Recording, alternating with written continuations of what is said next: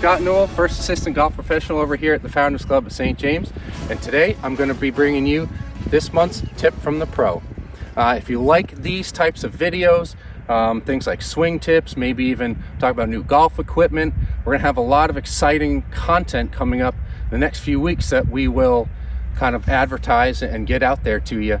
And again, if you want to stay up to date on everything that we release, be sure to hit that subscribe button so you won't miss anything.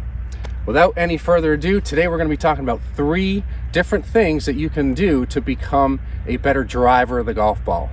Okay, so assuming that you have a pretty sound setup, we're not going to go too much over that today, but assuming that you have a good sound setup, we want to talk about 3 things that we can do in your backswing to help you hit more consistent, longer, straighter drives, okay? So the first one that I want us to talk about is, what do we do with our hips in the backswing?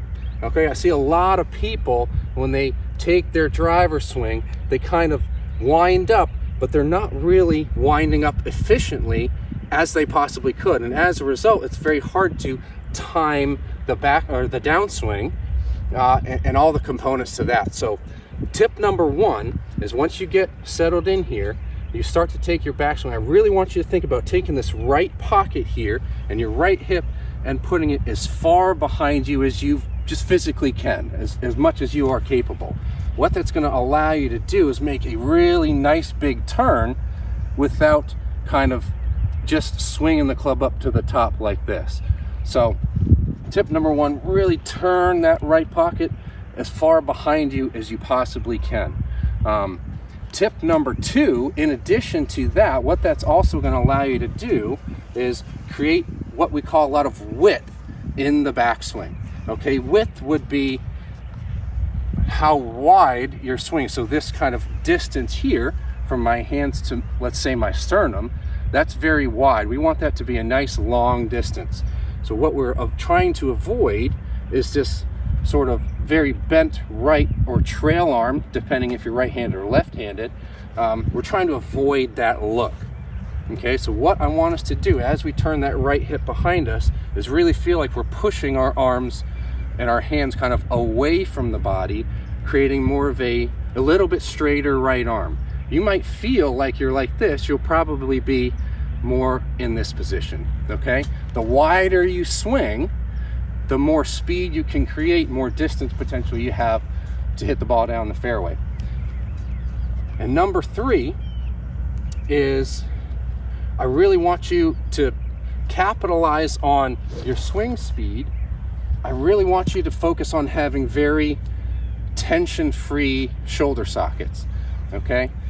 I give a lot of driver lessons, and I see a lot of times when people get very, very tight, they tend to swing down on the golf ball very, very much. And that just doesn't allow for very efficient sort of launch characteristics, which is basically how much the ball is spinning, how high or low it's launching, things like that. So what I want you to do is, once we get wound up nicely, again, right hip behind you, kind of feel like you're pushing your trail arm away from your sternum a little bit. Once we do those things, I really want you to have very relaxed arms and shoulder sockets. And what that's going to allow you to do is swing the club much faster and much smoother. Okay, so let's see if we can do that. All right, and I want to make one point here, is that it's great to start to work on some of these things and put them into practice, but when you get out onto the golf course, you can't weigh yourself down with thinking about all these different things. So, work on the range, maybe start with 1 or 2 of them and start to add them and piece them together. And that way, over time, you get out here and you start to put them in play and just not really think too much about it. All right, so I'm gonna go through my routine here. We're gonna hit a ball.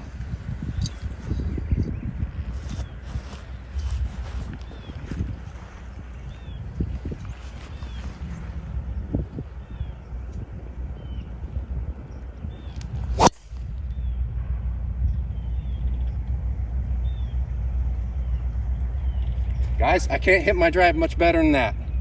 Hopefully these tips will help you become a better driver of the golf ball and have a whole lot more fun. Thanks, we'll see you next time.